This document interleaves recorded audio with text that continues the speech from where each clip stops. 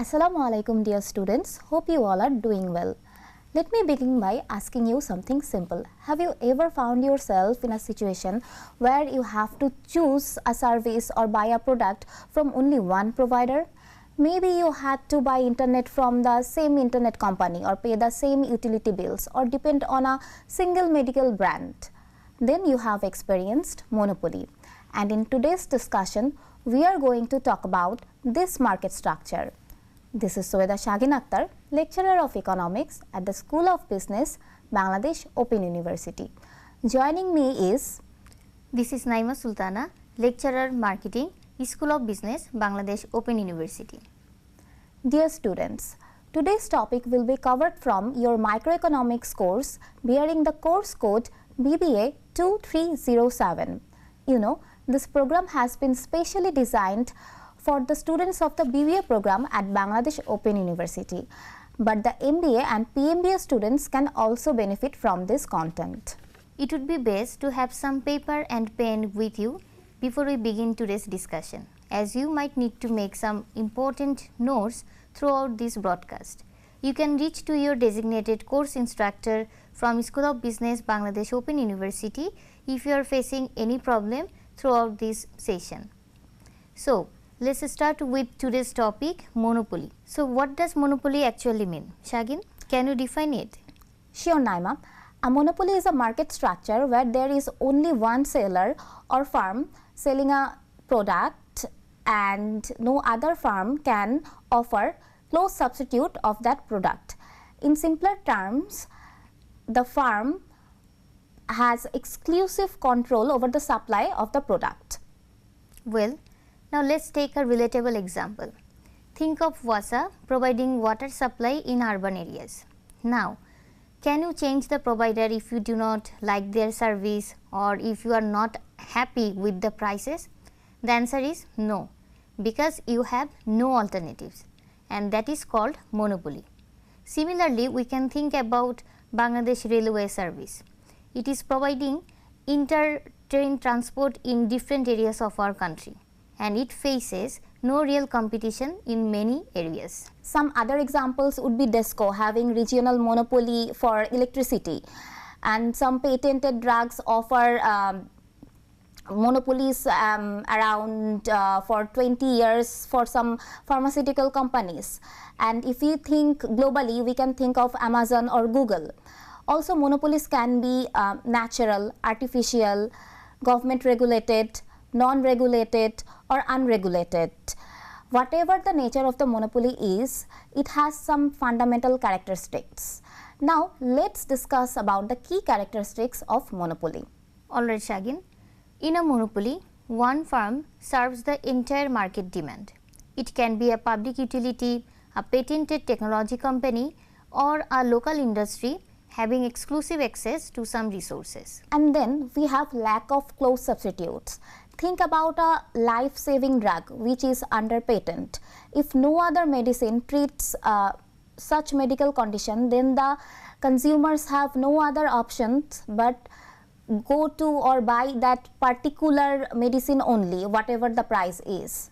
Alright, next, barriers to entry. This can be legal, technological or financial, such as massive startup cost to prevent new firms, or natural, having control over exclusive or rare natural resources. Now my dear students, here let's discuss an important concept called natural monopoly. So what is natural monopoly? Natural monopoly occurs when the cost of providing a good is lowest when it is provided by only one seller. For instance, if multiple companies lay down several gas pipelines, then it would be inefficient. It won't be cost to supply the gas by only one company to minimize the cost. These are seen in industries like electricity, water supply or railway. Thank you, Shagin, for describing the idea of natural monopoly. So, dear students, lastly, the monopolist is the price maker. It means the firm can set the price but not independently of consumer behavior. It must still consider how much customers are willing and able to pay. So, these particular characteristics is guiding us to go to another section, that is price and revenues. So, now we will learn how price and revenues behave in monopoly. Shagin, can you say about it? Thank you, Naima. Dear students, in monopoly, a firm faces the entire market, and since there is only one seller, if it needs to increase its output, it has to reduce the price.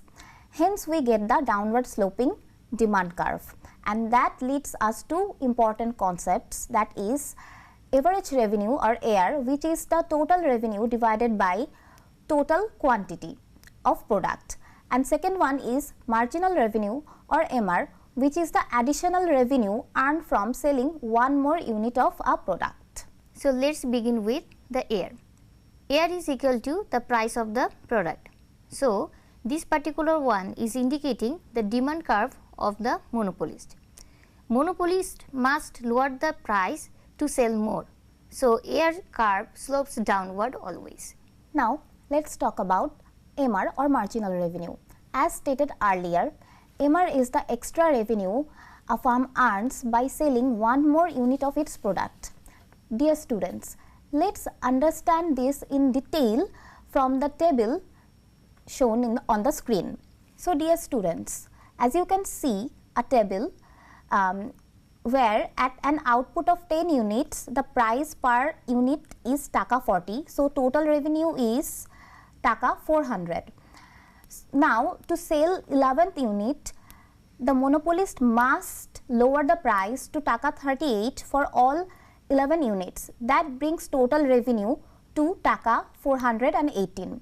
So, the marginal revenue or the extra revenue from selling that 11th unit is taka 418 minus 400, which is taka 18. But notice something important here. The price per unit is taka 38, but the marginal revenue is only taka 18. Why? Because the firm didn't just lower the price for the extra 11th unit, it had to reduce the price for all the previous 10 units as well. That price cut on earlier units reduces the total gain from selling one more unit, and that is exactly why in monopoly MR is always less than price or AR, and that is why, my dear students, MR is always below the AR or price in monopoly. Now, we will discuss about benefits and drawbacks of a monopolist. They can achieve economies of scale. It means cost per unit decreases as production unit increases. This can lead to efficiency. Also, they tend to have achieved the financial strength for long term investment in infrastructure, research and development. Additionally, monopolists can avoid price wars, which can destabilize industries in competitive market. However, the downsides in monopoly are significant. Since there is no competition, the monopolists sometimes tend to charge higher prices, which reduces the consumer welfare. Also, since there is no rivalry, there is lack of incentive for product improvement or service improvement. So, monopolies often tend to provide poor customer services, as the consumers have nowhere to go to or no other producer for a particular product. Dear students, I hope you have enjoyed today's discussion. Let's have a quick recap what we have learned today. We started asking with a simple question. What happens when you have no alternatives and you have to buy from a single provider? The answer directly led us to the heart of today's topic, which is monopoly. And throughout today's discussion, we have learned what is monopoly, what are the characteristics of a monopolist.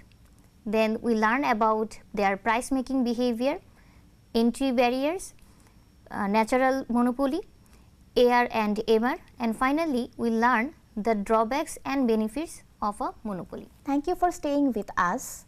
To enhance your understanding, I would recommend you to read the microeconomics e-book available on the Bangladesh Open University website, or you can also download or buy the book named Modern Economics by H.L. Ahuja, which would help you to go in depth about this topic. So dear students, keep watching our programs, and if you face any problems, do not forget to reach us through email deanoffice.sob@gmail.com or via mail Dean Office, School of Business, Bangladesh Open University, Gazipur 1705.